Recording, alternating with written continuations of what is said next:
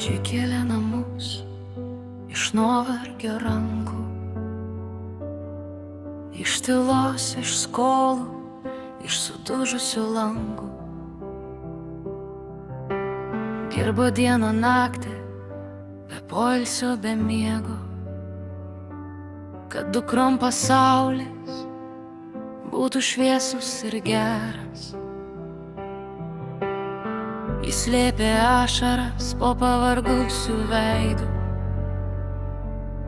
kad vaikai nematytų jos vidinių skeveldrų.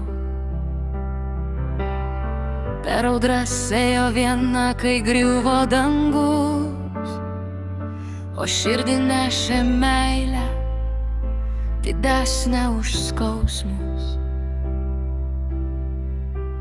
O dabar viskas griuvo, kai statė tyliai, liko tik sienos šaltos ir sapnai nebylūs.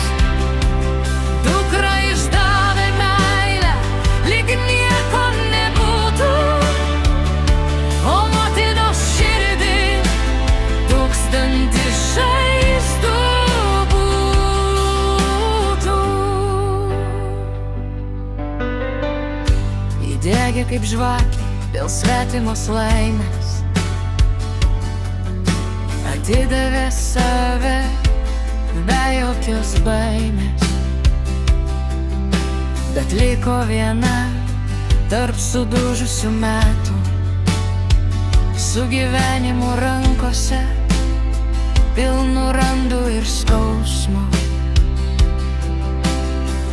Ji prisimena naktis, kai jaukiai nutylėjo, kad tik dukros akise daugiau šviesos spindėjo.